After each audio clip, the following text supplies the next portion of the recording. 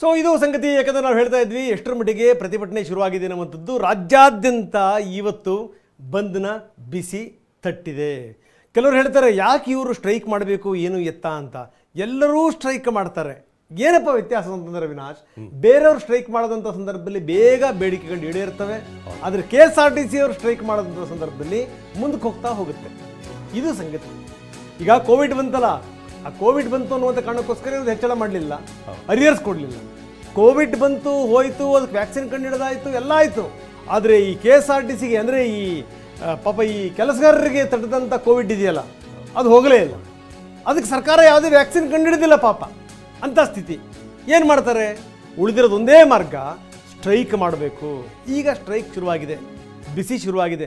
ನಿನ್ನೆ ನನಗೇನೋ ಒಂದು ಭರವಸೆ ಇತ್ತು ಅವಿನಾಶ್, ಮುಖ್ಯಮಂತ್ರಿಗಳು ಕರೆದಂಥ ಸಂದರ್ಭದಲ್ಲಿ ಎಲ್ಲವೂ ಕೂಡ ಸರಿಯಾಗತ್ತೆ ಅಂತ. ಆದರೆ ಸರಿ ಆಗಲಿಲ್ಲ.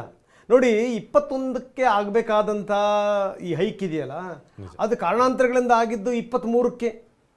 ಆವಾಗ ಬೊಮ್ಮಾಯಿಯವರಿದ್ದರು, ಅದು ಮಾಡಿದ್ರು, ನಿಜ ಮಾಡಿದ್ರು, 15% ಮಾಡಿದ್ರು.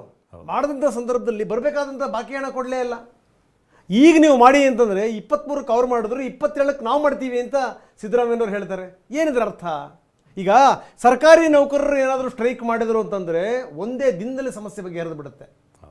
ನೀವೇನಾದರೂ ಬೆಸ್ಕಾಂ ಗಿಸ್ಕಾಂ ನಿಗಮ ಮಂಡಳಿಯವರು ಏನಾದರೂ ಮಾಡ್ತಾರೆ, ನಿಗಮದವರು ಅಂದ ತಕ್ಷಣನೇ ಬರೀ ಬೆಸ್ಕಾಂನವರು ಅವರೆಲ್ಲ ಸ್ಟ್ರೈಕ್ ಮಾಡಲ್ಲ, ಶಾಕು ಕೊಡ್ತಾರೆ.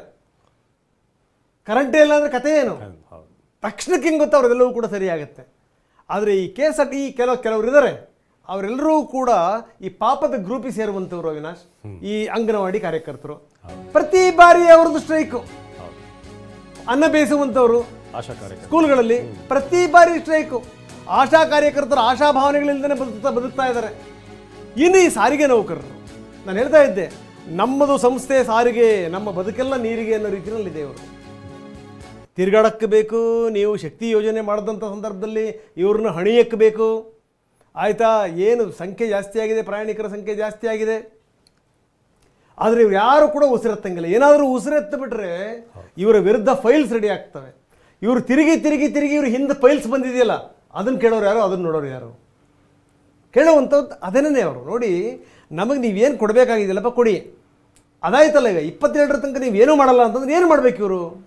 ಈಗ ಅಟ್ಲೀಸ್ಟ್ ಸಿದ್ದರಾಮಯ್ಯನವ್ರು ಹೇಳಬೇಕಾಗಿತ್ತು, ನೋಡ್ರಪ್ಪ, ಈ ನಿಮ್ದೇನು ಬಾಕಿ ಉಳಿದಿದೆಯಲ್ಲ ಕೊಡಬೇಕಾಗಿರೋವಂಥದ್ದು, ಅದನ್ನು ಹಂತ ಹಂತವಾಗಿ ಕೊಡ್ತೀವಿ. ಈಗ ಸಂಬಳ ಏನು ಜಾಸ್ತಿ ಮಾಡಬೇಕು ಮಾಡ್ತೀವಿ ಬಿಡಿ ಅಂತ. 27ರ ತನಕ ಇರೋರು ಯಾರೋ ಸಾಯಾರೋ, ಅಲ್ಲಿ ತನಕ ಸ್ಥಿತಿಗತಿಗಳು ಏನಾಗಿರಬೇಕು, ಇದು ರೊಚ್ಚಿಗೆಬ್ಬಿಸಿದೆ. ಆಮೇಲೆ ವೆರಿ ಅನ್ಫಾರ್ಚುನೇಟ್ ಸಂಗತಿ ಏನು ಅಂದರೆ, ಇವರು ಹೋರಾಟಗಾರರು ಕೂಡ ನೆಟ್ಟಗೆ ಸಿಕ್ಕಿಲ್ಲ ಇವರಿಗೆ. ಅದೊಂದು ಸಮಸ್ಯೆ. ಕೋಡಿಹಳ್ಳಿ ಚಂದ್ರಶೇಖರ್ ಬಂದರು, ಏನೋ ನಮಗೆಲ್ಲ ಒಂದು ಆಶಾಭಾವನೆ ಇತ್ತು. ಇಡೀ ವ್ಯವಸ್ಥೆನೇ ಅವ್ರ ವಿರುದ್ಧ ತಿರುಗಿ ಬಿದ್ದುಬಿಟ್ಟು ಹೋಗಿ, ಇಡೀ ವ್ಯವಸ್ಥೆ. ಸರ್, ಅಮ್ಮ ಈ ಕಾಮ್ರೇಡ್ ಸಾಹೇಬ್ರು ಇದ್ದಾರೆ ಪಾಪ, ಅವ್ರ ದನಿನ ಕೇಳುವಂಥವ್ರು ಯಾರು? ಇದು ಸಂಗತಿ. ಹೀಗಾಗಿ ಏನು ಅಂತಂದರೆ, ಜನ ಸಹಜವಾಗಿಯೇ ಖಾಸಗಿ ವಾಹನಗಳ ಮೇಲೆ ಡಿಪೆಂಡ್ ಆಗಿದ್ದಾರೆ. ತಮ್ಮ ವಾಹನಗಳನ್ನ ಹೊರಗಡೆಗೆ ತೆಗೆದಿದ್ದಾರೆ. ಹೀಗಾಗಿ ಏನಂದರೆ ಬೆಂಗಳೂರಲ್ಲಿ ಟ್ರಾಫಿಕ್ ಜಾಮ್ ಜಾಮ್ ಜಾಮ್.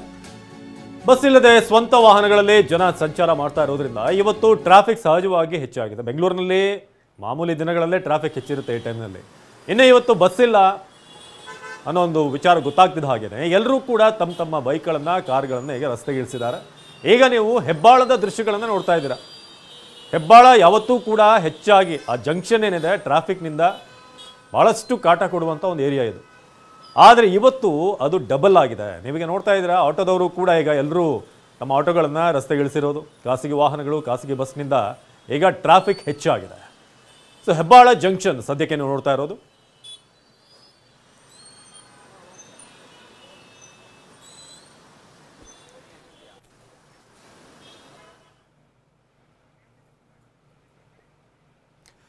ಈಗ Rajappa BMTC bus stand join ಆಗಿದ್ದಾರೆ ನೇರ ಸಂಪರ್ಕದಲ್ಲಿ. ಹಾಗೆ ಕಿರಣ್ ಸೂರ್ಯ KSRTC ಬಸ್ ಸ್ಟ್ಯಾಂಡ್ ನಿಂದ, ಶಿವರಾಜ್ ಕೂಡ ನಮ್ಮನ್ನ ಜಾಯ್ನ್ ಆಗಿದ್ದಾರೆ. ಟ್ರಾಫಿಕ್ ಸಂಬಂಧಪಟ್ಟ ಹಾಗೆ ಅಪ್ಡೇಟ್ ಅನ್ನು ಕೂಡ ನೀಡುವಂಥದ್ದು. ಇನ್ನು ಸ್ಯಾಟಲೈಟ್ ಇಂದ ಶಾಂತಮೂರ್ತಿ ಮೊದಲು ಜಾಯ್ನ್ ಆಗಿದ್ದಾರೆ ನಮ್ಮನ್ನ. ಹೆಬ್ಬಾಳದಿಂದ ಶಿವರಾಜ್ ಜಾಯ್ನ್ ಆಗಿರೋದು. ಮೊದಲು ಕಿರಣ್ ಸೂರ್ಯ ರಾಜಪ್ಪ ಬಳಿ ಹೋಗೋದಾದ್ರೆ, ರಾಜಪ್ಪ ಈಗ ನಾವು ಗಮನಿಸ್ತಾ ಇದ್ದೀವಿ BMTC ಹಾಗೆ KSRTC ಎರಡೂ ಕೂಡ ಬಹಳ ಮೇನ್ ಜಂಕ್ಷನ್ ಪಾಯಿಂಟ್. ಆದ್ರೆ ಇವತ್ತು ಸ್ವಲ್ಪ ಕನ್ಫ್ಯೂಷನ್ಸ್ ಇದೆ ಜನರಿಗೆ, ಬಸ್ ಇದೆಯಾ ಇಲ್ವಾ, ಏನಾದರೂ ಪ್ರೈವೇಟ್ ವ್ಯವಸ್ಥೆ ಮಾಡಿದಾರಾ ಅಂತ. ಏನಂತಾರೆ ಪ್ರಯಾಣಿಕರು, ಬಸ್ಗಳು ಎಷ್ಟು ಸಂಖ್ಯೆಯಲ್ಲಿ ರಸ್ತೆಗಿಳಿದಿವೆ ಇವತ್ತು ಅಂತ?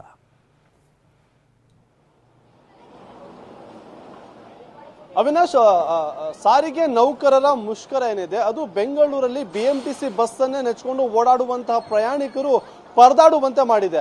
BMTC ಬಸ್ ನಿಲ್ದಾಣದಲ್ಲಿ ಕ್ಷಣ ಕ್ಷಣಕ್ಕೂ ಕೂಡ ಪ್ರಯಾಣಿಕರ ಸಂಖ್ಯೆ ಹೆಚ್ಚಾಗ್ತಾ ಇದೆ, ಆದ್ರೆ ಬಸ್ನ ಸಂಖ್ಯೆ ಮಾತ್ರ ಕಡಿಮೆ ಆಗ್ತಾ ಇದೆ. ಬೆಳಿಗ್ಗೆ ಪ್ರಯಾಣಿಕರ ಸಂಖ್ಯೆ ಕೂಡ ಕಡಿಮೆ ಇತ್ತು, ಜೊತೆಗೆ ಬಸ್ನ ಓಡಾಟ ಕೂಡ ಕಡಿಮೆ ಇತ್ತು, ಹಾಗಾಗಿ ಹೇಗೋ ಮ್ಯಾನೇಜ್ ಆಗ್ತಾ ಇತ್ತು. ಆದ್ರೆ ಇವಾಗ ಶಾಲಾ ಕಾಲೇಜುಗಳಿಗೆ ಹೋಗುವಂತಹ ಜನರು, ಅದ್ರ ಜೊತೆಗೆ ಬೇರೆ ಬೇರೆ ಊರುಗಳಿಂದ ಬೆಂಗಳೂರಿಗೆ ಬರ್ತಾ ಇರುವಂತಹ ಜನರ ಒಂದು ಸಂಖ್ಯೆ ಕೂಡ ಹೆಚ್ಚಾಗ್ತಿರುವಂತಹ ಕಾರಣದಿಂದಾಗಿ BMTC ಬಸ್ಗಳ ಸಂಖ್ಯೆ ಕಡಿಮೆ ಆಗಿದೆ. ಹಾಗಾಗಿ ಬರುವಂತಹ ಬಸ್ಗಳಿಗೆ ಜನ ಒಂದು ರೀತಿಯಾಗಿ ಮುತ್ಕೊಳ್ಳುವಂತಹ ರೀತಿಯಲ್ಲಿ ಓಡಾಡ್ತಿರುವಂತದ್ದು ಅದನ್ನು ಕೂಡ ದೃಶ್ಯದಲ್ಲಿ ಕಾಣಬಹುದು. ಅಂದ್ರೆ ಆಗೋ ಈಗೋ ಬರುವಂತಹ ಒಂದೆರಡು ಬಸ್ಗಳಿಗಾಗಿ ಜನ ಒಂದು ರೀತಿಯಾಗಿ ಕಾದು ನಿಂತಿರ್ತಾರೆ. ಬಂದ ತಕ್ಷಣ ಆ ಬಸ್ಗಳಿಗೆ ಹೋಗಿ ಮುತ್ಕೊಳ್ಳುವಂತಹ ಪರಿಸ್ಥಿತಿ ಕೂಡ ಇಲ್ಲಿ ಉಂಟಾಗಿರುವಂತದ್ದು. ಆದ್ರೆ ಇದು ಸದ್ಯದ ಪರಿಸ್ಥಿತಿ. ಆದ್ರೆ ಇನ್ನೂ ಕ್ಷಣ ಕಳೀತಾ ಇದ್ದಂತೆ ಇದರ ತೀವ್ರತೆ ಮತ್ತಷ್ಟು ಜಾಸ್ತಿ ಆಗುವಂತಹ ಸಾಧ್ಯತೆ ಇದರಲ್ಲಿ ಗಮನಿಸಬಹುದು. ಎಷ್ಟು ಸಂಖ್ಯೆಯಲ್ಲಿ ಪ್ರಯಾಣಿಕರು ತಲೆ ಮೇಲೆ ಒಂದಿಷ್ಟು ಬ್ಯಾಗ್ಗಳನ್ನು ಹೊತ್ತು, ಜೊತೆಗೆ ಶಾಲಾ ಕಾಲೇಜಿಗೆ ಹೋಗುವಂತಹ ವಿದ್ಯಾರ್ಥಿಗಳೆಲ್ಲರೂ ಕೂಡ ಏನು BMTC ಬಸ್ನ ಪ್ಲಾಟ್ಫಾರ್ಮ್ ಅನ್ನು ಬಿಟ್ಟು ಅದ್ರ ಮುಂಭಾಗಕ್ಕೆ ಬಂದು ಬಸ್ಗಳಿಗೋಸ್ಕರ ಎದುರು ನೋಡ್ತಾ ಇರುವಂತದ್ದು. ಹಾಗಾಗಿ ಇಲ್ಲಿರುವಂತಹ ಸಿಬ್ಬಂದಿಗಳು ಕೂಡ ಅಷ್ಟೇ, ಪ್ರಯಾಣಿಕರು ತಾವು ಎಲ್ಲೆಲ್ಲಿಗೆ ಹೋಗಬೇಕು ಅಲ್ಲೆಲ್ಲಿಗೆ ಬೇಗ ಬೇಗ ಹೋಗುವಂತೆ ಕೂಡ ಸೂಚನೆಯನ್ನು ಕೂಡ ಕೊಡ್ತಿರುವಂತದ್ದು. ಅಂದ್ರೆ ಬರುವಂತ ಬಸ್ ಏನಿದೆ ಅದನ್ನ ಹತ್ಕೊಂಡು ಹೋಗುವಂತೆ ಕೂಡ ಹೇಳ್ತಾ ಇರುವಂತದ್ದು. ಹಾಗಾಗಿ ಸದ್ಯಕ್ಕೆ ಏನು ಮೆಜೆಸ್ಟಿಕ್ನ BMTC ಬಸ್ ನಿಲ್ದಾಣದಲ್ಲಿ ಪ್ರಯಾಣಿಕರ ಸಂಖ್ಯೆ ಜಾಸ್ತಿ ಆಗ್ತಾ ಇದೆ, ಬಸ್ನ ಸಂಖ್ಯೆ ಕಡಿಮೆ ಆಗ್ತಾ ಇದೆ. ಇದು ಕ್ಷಣ ಕಳೀತಂತೆ ಮತ್ತಷ್ಟು ಹೆಚ್ಚಾಗುವಂತಹ ಸಾಧ್ಯತೆ ಕೂಡ ಇದೆ. ಹಾಗಾಗಿ ಪ್ರಯಾಣಿಕರು ಸಹಜವಾಗಿ ಒಂದಿಷ್ಟು ಭಯದಲ್ಲಿರುವಂತದ್ದು. ಅವಿನಾಶ್, ಎಸ್ ನೀವು ಹಾಗೆ ನೀವು ಸಂಪರ್ಕದಲ್ಲಿರಿ. ಬನ್ನಿ, ಕಿರಣ್ ಸೂರ್ಯ ನಮ್ಮೊಂದಿಗೆ ಈಗ ನೇರ ಸಂಪರ್ಕದಲ್ಲಿದ್ದಾರೆ. KSRTC ಬಸ್ ಸ್ಟ್ಯಾಂಡ್ನ ಮುಂಭಾಗದಲ್ಲಿದ್ದಾರೆ ಕಿರಣ್ ಸೂರ್ಯ. ಅಲ್ಲಿನ ಸ್ಥಿತಿಗತಿಗಳೇನು, ಬೇರೆ ಬೇರೆ ಭಾಗದ ವಿವರಗಳನ್ನು ನಾವು ಕೊಡ್ತಾ ಇದ್ವಿ. ಜನ ಅಲ್ಲಿ ಪರದಾಡ್ತಾ ಇದ್ದಾರೆ, ಅಲ್ಲಿನ ಸ್ಥಿತಿಗತಿಗಳೇನು ಕಿರಣ್? ಹೌದು ರಂಗನಾಥ್, ಸಾರಿಗೆ ಮುಷ್ಕರದ ಎಫೆಕ್ಟ್ KSRTCಗೆ ತುಂಬಾ ದೊಡ್ಡ ಮಟ್ಟದಲ್ಲಿ ತಟ್ಟಿದೆ ಅಂತಲೇ ಹೇಳ್ಬೋದು. ಸದ್ಯ ನಾನೀಗ KSRTC ಬಸ್ ನಿಲ್ದಾಣದ ಟರ್ಮಿನಲ್ 2 ನಲ್ಲಿದ್ದೀನಿ. ಬೆಳಗ್ಗೆ 5 ಗಂಟೆಯಿಂದಲೇ KSRTC ಬಸ್ನಲ್ಲಿ ಪ್ರಯಾಣಿಕರು, ಅಂದರೆ KSRTC ಬಸ್ ಸ್ಟ್ಯಾಂಡ್ನಲ್ಲಿ ಪ್ರಯಾಣಿಕರು ಸಾಕಷ್ಟು ಸಂಕಷ್ಟವನ್ನು ಎದುರಿಸ್ತಿದ್ದಾರೆ. 5 ಗಂಟೆಯಿಂದಲೂ ಕೂಡ ಬಸ್ ಸಂಚಾರ ಇಲ್ಲ. ಸದ್ಯ ಈಗ KSRTC ಬಸ್ ನಿಲ್ದಾಣಕ್ಕೆ ಇದೇ ಮೊದಲ ಬಾರಿಗೆ KSRTC ಬಸ್ ನಿಲ್ದಾಣದಲ್ಲಿ ಖಾಸಗಿ ಮತ್ತು TT ವಾಹನಗಳು ಕೂಡ ಈಗಾಗಲೇ ಆಗಮಿಸಿರುವಂಥದ್ದು.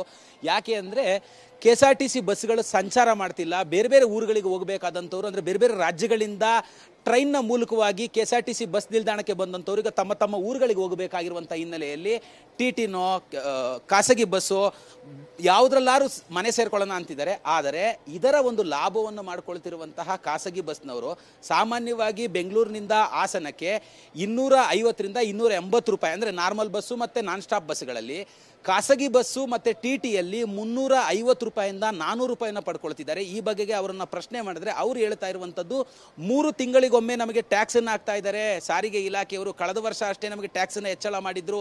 ಇಲ್ಲಿಂದ ಹಾಸನಕ್ಕೆ ಹೋಗಬೇಕು ಅಂದರೆ ಮಿನಿಮಮ್ 5ರಿಂದ 10 ಸಾವಿರ ರೂಪಾಯಿವರೆಗೂ ಖರ್ಚಾಗುತ್ತೆ. ಹಾಗಾಗಿ ನಾವು ಪ್ರಯಾಣಿಕರಿಂದ ಹಣವನ್ನು ಹೆಚ್ಚಾಗಿ ತೆಗೆದುಕೊಳ್ಳಲೇಬೇಕಾಗತ್ತೆ. ಸರ್ಕಾರ ನಮಗೆ ಟ್ಯಾಕ್ಸ್ ರಿಲ್ಯಾಕ್ಸೇಷನ್ ಕೊಟ್ಟಿಲ್ಲ, ಈ ಥರದನ್ನು ಏನಾದ್ರು ಕೊಟ್ಟರೆ ನಾವು ಕಡಿಮೆ ದರದಲ್ಲಿ ಪ್ರಯಾಣಿಕರನ್ನ ಕರೆದುಕೊಂಡು ಹೋಗ್ತೀವಿ ಅಂತ ಹೇಳ್ತಿದ್ರು ಕೂಡ ಸಾಕಷ್ಟು ಜನರು ಖಾಸಗಿ ವಾಹನಗಳಲ್ಲಿ ಸಂಚಾರವನ್ನು ಮಾಡ್ಲಿಕ್ಕೆ ಮುಂದಾಗ್ತಿಲ್ಲ. ಕಾರಣ ಏನು ಅಂತ ಹೇಳಿದ್ರೆ, ಜೊತೆಲಿ ಹೆಣ್ಮಕ್ಳ ಜೊತೆ ಬಂದಿರ್ತಾರೆ, ಹೆಣ್ಮಕ್ಳು ಉಚಿತವಾಗಿ ಓಡಾಡ್ಬೋದು. ನಾವು ಯಾಕೆ ಖಾಸಗಿ ವಾಹನಗಳಲ್ಲಿ ದುಪ್ಪಟ್ಟು ದರವನ್ನು ಕೊಟ್ಟು ಓಡಾಡಬೇಕು, ಈಗ ಬರ್ಬೋದು ಬಸ್ಸು, ಆಗ ಬರ್ಬೋದು ಅಂತೇಳಿ ಸಾಕಷ್ಟು ಜನರು ಬೆಳಗ್ಗೆಯಿಂದಲೇ ಕಾಯ್ತಾ ಇದ್ದಾರೆ.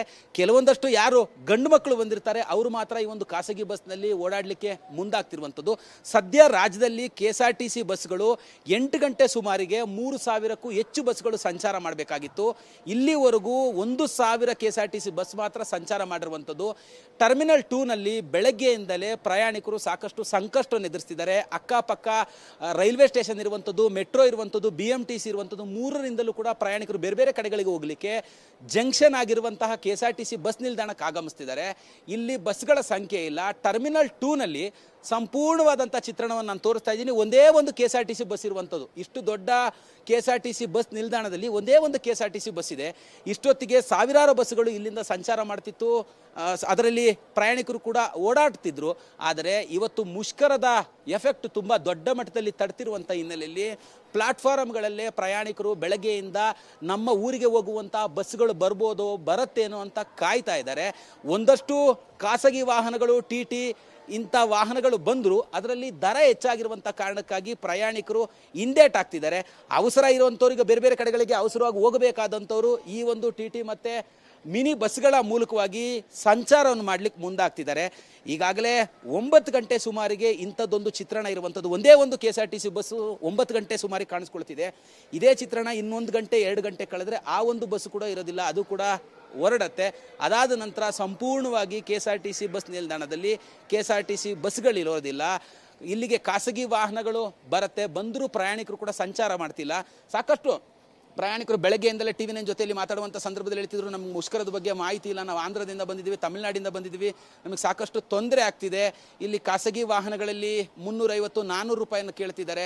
ನನ್ನ ವೈಫ್ ಬೇಡ ಅಂತಿದ್ದಾರೆ, ನಮ್ಮ ಅಮ್ಮ ಬೇಡ ಅಂತಿದ್ದಾರೆ, ಗೌರ್ಮೆಂಟ್ ಗಾಡಿ ಬರುತ್ತೆ ಅದರಲ್ಲೇ ಹೋಗೋಣ ಅಂತ. ಕಾರಣ ಏನಂತ ಹೇಳಿದ್ರೆ ಇಷ್ಟು ವರ್ಷಗಳ ಕಾಲ ಎರಡು ವರ್ಷಗಳ ಕಾಲ ಶಕ್ತಿ ಯೋಜನೆ ಅಡಿಯಲ್ಲಿ ಉಚಿತವಾಗಿ ಓಡಾಡಿದ್ರು. ಈಗ ಖಾಸಗಿ ವಾಹನಗಳಲ್ಲಿ ದುಡ್ಡು ಕೊಟ್ಟು ಓಡಾಡಬೇಕು ಅಂದರೆ ಅವ್ರಿಗೂ ಕೂಡ ಮನಸ್ಸಾಗೋದಿಲ್ಲ. ಹಾಗಾಗಿ ತಮ್ಮ ಮಕ್ಕಳು ಗಂಡಂದಿರನ್ನ ಹೋಗೋದು ಬೇಡ, ಗೌರ್ಮೆಂಟ್ ವೆಹಿಕಲ್ ಬರುತ್ತೆ ಅಂತ ಒಂದಷ್ಟು ಜನ ಕಾಯ್ತಿದ್ರೆ, ಕೆಲವೊಂದಷ್ಟು ಜನ ಗಂಡು ಮಕ್ಕಳು ಖಾಸಗಿ ವಾಹನಗಳ ಮೂಲಕವಾಗಿ ತಮ್ಮ ಊರನ್ನ ಸೇರೋಕೆ ಮುಂದಾಗ್ತಿರುವಂತದ್ದು. ರಂಗನಾಥ್, ಈಗ ಮೈಸೂರು ರಸ್ತೆಯ ಸ್ಯಾಟಲೈಟ್ ಬಸ್ ನಿಲ್ದಾಣದಿಂದ ಶಾಂತಮೂರ್ತಿ ನೇರ ಸಂಪರ್ಕದಲ್ಲಿ ಜಾಯ್ನ್ ಆಗಿದ್ದಾರೆ. ಶಾಂತಮೂರ್ತಿ, ನಾವು 6 ಗಂಟೆಯಿಂದ ಗಮನಿಸ್ತಾ ಇದ್ರೆ ಮೈಸೂರು ರಸ್ತೆಯ ಈ ಸ್ಯಾಟಲೈಟ್ ಬಸ್ ನಿಲ್ದಾಣದಲ್ಲಿ ಅಂತ ರೆಸ್ಪಾನ್ಸ್ ಏನು ಕಂಡು ಬಂದಿರಲಿಲ್ಲ. ಬಸ್ಗಳಿದ್ವು, ಕೆಲವರು ಅಡ್ವಾನ್ಸ್ ಬುಕಿಂಗ್ ಮಾಡೋರು ಕೂಡ ಮಾಡ್ಕೊಳ್ತಾ ಇದ್ರು. ಈಗ ಬಸ್ಗಳ ಸಂಚಾರ ಇದೆಯಾ, ಏನು ಅಪ್ಡೇಟ್ ಇದೆ ತಾಲಿಂದ? ಅವಿನಾಶ್, ಈಗಾಗಲೇ ಬೆಳಗ್ಗೆಯಿಂದ ಕೂಡ ಸಾರಿಗೆ ನೌಕರರು ಕರೆ ಕೊಟ್ಟಿರುವಂತಹ ಪ್ರತಿಭಟನೆಗೆ ಒಂದಷ್ಟು ಮಿಶ್ರ ಪ್ರತಿಕ್ರಿಯೆಯಲ್ಲಿ ವ್ಯಕ್ತ ಆಗ್ತಿತ್ತು. ಸದ್ಯ ಸ್ಯಾಟಲೈಟ್ ಬಸ್ ನಿಲ್ದಾಣಕ್ಕೆ ಬೆಳಗ್ಗೆಯಿಂದ ಆ ಬಸ್ಗಳು ಬರ್ತಾ ಇತ್ತು. ಆದ್ರೆ ಈಗ ಏನು 8 ಗಂಟೆಯ ಬಳಿಕ ಬಸ್ಗಳು ಬರ್ತಾ ಇದೆ, ಆದರೆ ಸಾಕಷ್ಟು ಸಂಖ್ಯೆಯಲ್ಲಿ ಬಸ್ಗಳು ಬರ್ತಾ ಇಲ್ಲ. ಯಾಕಂದ್ರೆ ಗಮನಿಸ್ತಾ ಇದ್ರೆ ಆಗೊಂದು ಈಗೊಂದು ಬಸ್ಗಳು ಎಂಟ್ರಿ ಆಗ್ತಾ ಇದೆ. ಬಂದಂತ ಬಸ್ಗಳಲ್ಲಿ ಪ್ರಯಾಣಿಕರು ಹತ್ಕೊಂಡು ಹೋಗುವಂತ ದೃಶ್ಯಗಳು ಕಂಡು ಬರ್ತಾ ಇದೆ. ಜೊತೆಗೆ ಗಮನಿಸ್ತಾ ಇರ್ಬೋದು, ಬಸ್ ನಿಲ್ದಾಣ ಕೂಡ ಒಂದು ರೀತಿಯಲ್ಲಿ ಖಾಲಿಯಾಗಿರುವಂತದ್ದು. ಯಾಕಂದ್ರೆ ಪ್ರಯಾಣಿಕರಿಗೆ ಈಗಾಗಲೇ ಏನೋ ಬಸ್ನ ಬಂದ್ ನಡೀತಾ ಇದೆ ಅನ್ನೋ ಒಂದು ವಿಷಯ ಗೊತ್ತಾಗಿದೆ. ಈ ಹಿನ್ನೆಲೆಯಲ್ಲಿ ಸಾಕಷ್ಟು ಪ್ರಯಾಣಿಕರು ಇಷ್ಟೊತ್ತಿಗಾಗಲೇ ಬಸ್ ನಿಲ್ದಾಣದಲ್ಲಿ ಇರಬೇಕಿತ್ತು. ಆದ್ರೆ ಆ ಪ್ಲಾಟ್ಫಾರ್ಮ್ಗಳಲ್ಲಿ ಇರ್ತಕ್ಕಂಥ ಚೇರ್ಗಳೆಲ್ಲ ಕೂಡ ಖಾಲಿಯಾಗಿ ಕಂಡು ಬರ್ತಾ ಇದೆ. ಜೊತೆಗೆ ಆ ಬೆರಳೆಣಿಕೆಯಷ್ಟು ಪ್ರಯಾಣಿಕರು ಮಾತ್ರ ಬಸ್ ನಿಲ್ದಾಣಕ್ಕೆ ಬಂದು ಬರುವಂತ ಬಸ್ಗಳಲ್ಲಿ ಪ್ರಯಾಣವನ್ನು ಮಾಡುವಂತ ದೃಶ್ಯಗಳು ಕಂಡು ಬರ್ತಾ ಇದೆ. ಜೊತೆಗೆ ಬೆಳಿಗ್ಗೆಯಿಂದ ಕೂಡ ಏನೋ ಆ ಬಸ್ಗಳು ಎಂದಿನಂತೆ ಸಂಚಾರವನ್ನು ಮಾಡಲು ಕೂಡ ಪ್ರಯಾಣಿಕರ ಸಂಖ್ಯೆ ಇಳಿಮುಖ ಆಗಿರುವಂತದ್ದು. ಮತ್ತೊಂದು ಕಡೆಯಲ್ಲಿ ಆ ಡಿಸ್ಪ್ಲೇನಲ್ಲೂ ಕೂಡ ಕಾಣಿಸ್ತಾ ಇದೆ ಆ ಬಸ್ಗಳು ಎಷ್ಟು ಸಮಯಕ್ಕೆ ಬರುತ್ತೆ, ಯಾವ ಪ್ಲಾಟ್ಫಾರ್ಮ್ಗೆ ಬರುತ್ತೆ ಅನ್ನೋ ಒಂದು ಸಂದೇಶವನ್ನು ಕೂಡ ಇಲ್ಲಿ ಹಾಕಿದರೆ ಮಾಹಿತಿಯನ್ನು ಕೊಡ್ತಾ ಇದ್ದಾರೆ. ಅದೇ ರೀತಿಯಲ್ಲಿ ಆ ಬಸ್ಗಳು ಬರ್ತಾ ಇದೆ, ಆದರೆ ಸರಿಯಾದ ಸಮಯಕ್ಕೆ ಬಸ್ಗಳು ಇಲ್ಲಿ ಬರ್ತಾ ಇಲ್ಲ. ಇದು ಒಂದು ರೀತಿಯಲ್ಲಿ ಬಂದ್ಗೆ ನೀರಸ ಪ್ರತಿಕ್ರಿಯೆ ವ್ಯಕ್ತ ಆಯ್ತಾ ಅನ್ನೋ ಒಂದು ಚಿತ್ರಣವನ್ನು ಕೊಡ್ತಾ ಇದೆ. ಯಾಕಂದ್ರೆ ಒಂದ್ ಕಡೆ ಬಸ್ಗಳಿಗಾಗಿ ಬರುವಂತ ಪ್ರಯಾಣಿಕರ ಸಂಖ್ಯೆ ಇಳಿಮುಖ ಆಗಿದೆ, ಮತ್ತೊಂದು ಕಡೆಯಲ್ಲಿ ಬಸ್ಗಳ ಸಂಖ್ಯೆ ಕೊಂಚ ಮಟ್ಟಿಗೆ ಇಳಿಕೆ ಆಗಿದೆ. ಆದ್ರೆ ಇದುವರೆಗೆ ಏನೋ ಯಾವ ರೂಟ್ಗಳಿಗೆ ಬಸ್ಗಳು ಹೋಗ್ತಾ ಇತ್ತು ಆ ಒಂದು ಬಸ್ಗಳು ಎಂದಿನಂತೆ ಸಂಚಾರವನ್ನು ನಡೆಸ್ತಾ ಇರುವಂತದ್ದು. ಇದನ್ನು ಗಮನಿಸಿದಾಗ KSRTC ಕೂಡ ಒಂದು ಸೂಚನೆಯನ್ನು ಕೊಟ್ಟಿತ್ತು, ಸಿಬ್ಬಂದಿಗಳು ಯಾರು ಗೈರಾಗ್ತಾರೆ ಅವ್ರಿಗೆ ಸ್ಯಾಲರಿಯನ್ನು ಕಟ್ ಮಾಡ್ತೀವಿ, ಜೊತೆಗೆ ಕ್ರಮವನ್ನು ಕೈಗೊಳ್ತೀವಿ ಅಂತ ಸೂಚನೆಯನ್ನು ಕೊಟ್ಟಿತ್ತು. ಅದಕ್ಕೆ ಏನಾದರೂ ಸಿಬ್ಬಂದಿ ಎದುರಿ ಕರ್ತವ್ಯಕ್ಕೆ ಹಾಜರಾಗ್ತಿದ್ದಾರೆ ಪ್ರಶ್ನೆ ಕೂಡ ಮೂಡ್ತಾ ಇದೆ. ಸದ್ಯದ ಸ್ಥಿತಿಯನ್ನು ಗಮನಿಸೋದಾದ್ರೆ ಬಸ್ಗಳ ಸಂಖ್ಯೆ ಇದ್ರೂ ಕೂಡ ಪ್ರಯಾಣಿಕರ ಸಂಖ್ಯೆ ವಿರಳ ಆಗಿದೆ. ಜೊತೆಗೆ ಬಸ್ಗಳು ಬರುವ ಸಮಯ ಏನಿದೆ ಅದು ವಿಳಂಬ ಆಗ್ತಾ ಇರುವಂತದ್ದು. ಇದಾದ ಬಳಿಕ ಎಷ್ಟರ ಮಟ್ಟಿಗೆ ಮಧ್ಯಾಹ್ನದ ನಂತರ ಬಂದ ಎಫೆಕ್ಟ್ ತಟ್ಟುತ್ತಾ, ಜೊತೆಗೆ ಇಲ್ಲಿ ಇರುವಂತ ಬಸ್ಗಳ ಸಂಖ್ಯೆ ಕಡಿಮೆ ಆಗುತ್ತೆ ಅನ್ನೋದನ್ನ ಇನ್ನಷ್ಟೇ ಕಾದು ನೋಡಬೇಕಿರುವಂತದ್ದು. ಅವಿನಾಶ್, ಎಸ್ ಬನ್ನಿ, ನಮ್ಮ ಪ್ರತಿನಿಧಿ ಶಿವರಾಜ್ ಕುಮಾರ್ ಈಗ ನಮ್ಮೊಂದಿಗೆ ನೇರ ಸಂಪರ್ಕದಲ್ಲಿದ್ದಾರೆ. ಶಿವರಾಜ್, ನಾವು ಗಮನಿಸ್ತಾ ಇದ್ದೀವಿ, ಯಾಕಂದ್ರೆ ಎಲ್ಲ ವಿವರಗಳನ್ನು ತೋರಿಸ್ತಾ ಇದ್ದೀವಿ, ಎಲ್ಲೆಲ್ಲಿ ಯಾವ್ಯಾವ ಭಾಗದಲ್ಲಿ ಜನ ಯಾವ ರೀತಿ ಪರದಾಡ್ತಾ ಇದ್ದಾರೆ ಅಂತ. ಬೇರೆಯವ್ರನ್ನ ಕರ್ಕೊಂಬಂದು ಕೆಲಸ ಮಾಡಿಸುವಂಥದ್ದು ಇದೆಯಲ್ಲ, ಈ ಮನೆ ಮಕ್ಕಳನ್ನ ದೂರ ಇಟ್ಟು ಈ ಕಂಡವ್ರ ಮಕ್ಕಳನ್ನ ಕರ್ಕೊಂಬಂದು ಕೆಲಸ ಮಾಡಿಸೋದು, ಅದು ಎಷ್ಟರ ಮಟ್ಟಿಗೆ ವರ್ಕೌಟ್ ಆಗುತ್ತೆ ಅನ್ನೋಕ್ಕೊಂದು ಬೆಸ್ಟ್ ಎಕ್ಸಾಂಪಲ್ ಇದೇ ಚಾನ್ಸ್ ಅಂತ ಹೇಳಿ ನೋಡಿ. ನಮ್ಮನ್ನು ಟ್ಯಾಕ್ಸ್ಗೆ ಅವರೇನು ರಿಯಾಯಿತಿ ಕೊಟ್ಟಿಲ್ಲ, ನಮಗೆ ಯಾವ ರಿಯಾಯಿತಿಗಳು ಇಲ್ಲ, ಹೀಗಾಗಿ ನಾವು 1 to 2 ತಗೊಳ್ಳೇಬೇಕು ಅಂತ ಜನ ವಸೂಲಿಗಿಳಿದಿದ್ದಾರೆ. ಅಂಥ ಒಂದು ಸ್ಥಿತಿ. ಇಂಥ ಸಂದರ್ಭದಲ್ಲಿ ಸ್ಟ್ರೈಕ್ ನಡೀತಾ ಇದೆ. ಸ್ಟ್ರೈಕ್ ನಡೀತಿರೋದ್ರಿಂದ ಬಹಳಷ್ಟು ಜನ ತಮ್ಮ ಓನ್ ವೆಹಿಕಲ್ಗಳಿಂದ ಹೊರಗಡೆ ಬಂದಿದ್ದಾರೆ. ಹೀಗಾಗಿ ಟ್ರಾಫಿಕ್ ಜಾಮ್, ನೀವು ಈ ಟ್ರಾಫಿಕ್ ಜಾಮ್ ಅಂದ ತಕ್ಷಣ ನಮಗೆ ನೆನಪಾಗುವಂಥ ಒಂದು ದೊಡ್ಡ ಒಂದು ಕೇಂದ್ರ ಅಂತಂತಂದರೆ ಅದು ನಿಮ್ಮ ಏರ್ಪೋರ್ಟ್ ರೋಡು. ಎಷ್ಟರ ಮಟ್ಟಿಗೆ ಅಂದ್ರಲ್ಲಿ ಹೆಬ್ಬಾಳ ಫ್ಲೇವರ್ ಹತ್ರ ನಿಂತುಬಿಟ್ರೆ ದೇವರೇ ಕಾಪಾಡಬೇಕು. ಅದೇ ಜಾಗದಲ್ಲಿ ನೀವಿದ್ದೀರಿ, ಜನ ಏನಂತಾರೆ ಶಿವರಾಜ್? ಖಂಡಿತವಾಗ್ಲೂ ರಂಗನಾಥ್, ಇವತ್ತು ಸಾರಿಗೆ ನೌಕರರು ಕರೆ ಕೊಟ್ಟಿರುವಂಥ ಈ ಒಂದು ಮುಷ್ಕರದಿಂದಾಗಿ ನೀವು ಹೇಳಿದಾಗೆ ಟ್ರಾಫಿಕ್ನ ಹಾಟ್ಸ್ಪಾಟ್ ಯಾವುದಪ್ಪ ಅಂದರೆ ಅದು ಏರ್ಪೋರ್ಟ್ ರಸ್ತೆ, ಹೆಬ್ಬಾಳ ಭಾಗ, ಹೆಬ್ಬಾಳ ಜಂಕ್ಷನ್ನು. ಅಷ್ಟರ ಮಟ್ಟಿಗೆ ಪ್ರತಿನಿತ್ಯ ಟ್ರಾಫಿಕ್ ಜಾಮ್ ಇರುತ್ತೆ. ಇವತ್ತು ಕೂಡ ಸಾರಿಗೆ ನೌಕರರು ಕರೆ ಕೊಟ್ಟಿರೋ ಈ ಒಂದು ಮುಷ್ಕರದಿಂದಾಗಿ ಅದರ ಎಫೆಕ್ಟ್ ಇನ್ನೂ ಜಾಸ್ತಿ ಆಗಿರುವಂಥದ್ದು. ನಾನು ನಿಮಗೆ ದೃಶ್ಯಾವಳಿಗಳಲ್ಲಿ ತೋರಿಸೋದು ಕೆಲಸ ಮಾಡ್ತೀನಿ. ನೀವು ನೋಡ್ತಾ ಇದ್ದೀರಾ, ಒಂದು ಏರ್ಪೋರ್ಟ್ ಕಡೆಯಿಂದ ಬರುವಂಥ ಒಂದು ಲೈನ್ ಏನಿದೆ ಆ ಒಂದು ಭಾಗಗಳು ಸಂಪೂರ್ಣವಾಗಿ ಟ್ರಾಫಿಕ್ ಜಾಮ್ ಆಗಿ ಸ್ಲೋ ಮೂವಿಂಗಲ್ಲಿ ಮೂವ್ ಆಗ್ತಾ ಇರುತ್ತದೆ ವಾಹನಗಳು.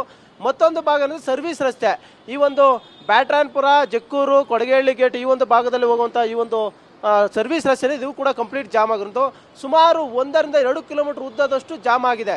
ಪ್ರತಿನಿತ್ಯ ಈ ಒಂದು ಭಾಗದಲ್ಲಿ ಟ್ರಾಫಿಕ್ ಜಾಮ್ ಇರುತ್ತೆ. ಆದರೆ ಇವತ್ತು ಮತ್ತಷ್ಟು ಜಾಸ್ತಿ ಆಗಿರುತ್ತೆ. ಯಾಕಂದರೆ KSRTC ಮತ್ತು BMTC ನೌಕರರು ಈ ಒಂದು ಮುಷ್ಕರಕ್ಕೆ ಕರೆ ಕೊಟ್ಟಿದ್ದಾರೆ. ಈಗಾಗಲೇ ಬೆಳಗ್ಗಿನ ಜಾವ ಏನು ಆಪರೇಟ್ ಆಗಿದ್ದು ನಿನ್ನೆ ರಾತ್ರಿ ಅವಷ್ಟೇ ಬಸ್ಸುಗಳಿಗೆ ಡಿಪೋಗಳಿಗೆ ವಾಪಸ್ ಹೇಳ್ತಾ ಇದೀವಿ ಅಂತ ಹೇಳ್ತಾ ಇದ್ದಾರೆ.